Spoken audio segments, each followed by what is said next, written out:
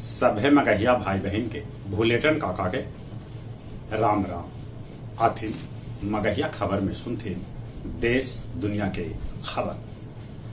पढ़ाई के क्षति के भरपाई ले दूसरा क्लास से लेके 10वां क्लास तक बिहार में चलावल जाए कैचअप कोर्स। देश में कोरोना फिर से पकड़ रहा है रफ्तार। एक दिन में कोरोना के मामला सीधे दोबार गेलक। बिहार में नौजवान सभे के फ्री में दिल जाए कोरोना के booster dose. Lieutenant general Manoj Pandey बनतन देश के 29वां सेना प्रमुख। राज्य सरकार आज से चना और मसूर के खरीद सरकारी स्तर पर करत। केंद्रीय मंत्री अजय मिश्रा के बेटा आशीष मिश्रा के जमानत सुप्रीम कोर्ट फिर से रद्द कर दिलक। उत्तर प्रदेश में बराती से भरल एगो जीप ट्रक से टकरा गए, जकरा में 6 आदमी के है मौत के खबर। रूस यूक्रेन के बीच लड़ाई के आज 55वां दिन है। पोलैंड के करीब पहुंचल रूसी सेना। आज यूक्रेन के एक्के बेर 32 शहर पर ताबड़तोड़ हमला कैलक है रूस। श्रीलंका में राजपक्षे परिवार के कैकन सदस्य के सत्ता से बाहरे कर देवल गए।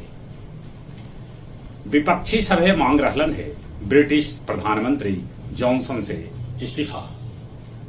चीन में कोरोना आफत बन के खाड़ हो गया है। काबुल में होयल धमाका, जगह में 50 गो स्कूली लड़कन के है मौत के खबर। गया जिला के इमामगंज प्रखंड के बुधनी पहाड़ी पर स्थापित कैल गेल बुद्ध के प्रतिमा।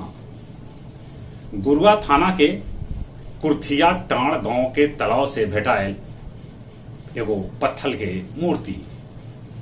गुरुआ के भरौंधा में विधायक विनय कुमार यादव कैलान अतिरिक्त प्राथमिक स्वास्थ्य केंद्र के उद्घाटन। बांके बाजार के पड़ेरी गांव में करंट लगे से 2 आदमी के मौत के है खबर, जिसमें में कृष्णा यादव और जितेंद्र चौधरी शामिल है। और अब कुछ खेल के समाचार।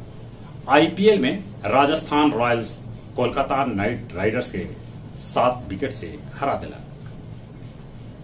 बटलर बनौलन 103 रन। काउंटी क्रिकेट में पुजारा जड़लन दोहरा शतक। सीनियर विमेंस T20 में त्रिपुरा बिहार के 9 विकेट से हरा दिला।